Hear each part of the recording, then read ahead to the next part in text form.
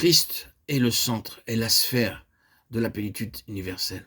L'Église, son corps, est lié à lui pour être la plénitude de celui qui remplit tout en tous.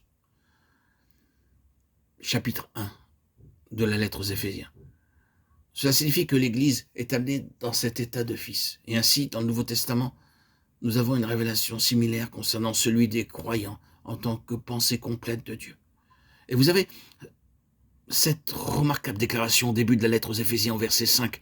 Il nous a prédestinés à l'adoption en tant que fils par Jésus-Christ pour lui-même. L'état de fils n'est pas un fait initial dans la vie d'un enfant de Dieu.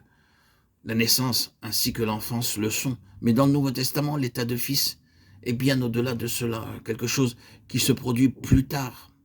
Il est lié à la pleine croissance et maturité. L'adoption des fils est distincte de la naissance qui fait de nous des enfants de Dieu.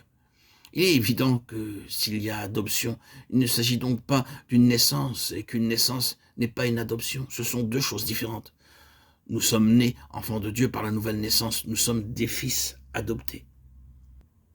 En ce qui concerne la naissance et l'adoption, dans le Nouveau Testament, il y a une idée en lien avec le contexte de l'époque entièrement différente de ce que nous connaissons dans notre civilisation actuelle. Si un enfant naît dans une famille, jamais il ne peut être adopté par son propre père. Mais chez les Grecs, il en était tout autrement. Un enfant naissait et il était l'enfant de son père.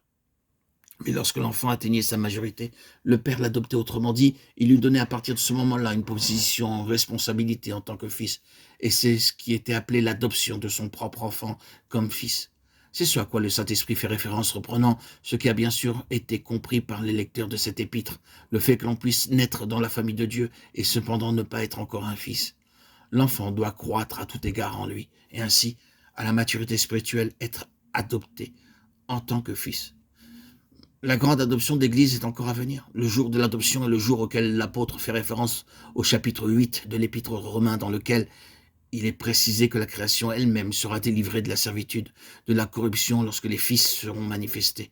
La création attend la révélation des fils de Dieu. Romains 8, 19. Ce terme révélé signifie tout simplement la présentation, de même que le père grec présenté comme son fils adopté, celui qui, depuis sa naissance, a toujours été son enfant, et qui dorénavant était parvenu à la maturité.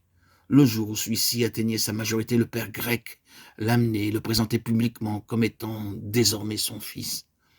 Le grand jour de l'adoption est à venir. Mais entre la naissance et l'adoption, il y a une croissance, une accession à la plénitude de Christ. L'Église des premiers-nés doit parvenir à la plénitude de Christ, à sa manifestation, à l'adoption des fils, selon ce qui est écrit dans ce verset. Il nous a prédestinés à l'adoption en tant que fils par Jésus-Christ pour lui-même. Éphésiens 1, 5.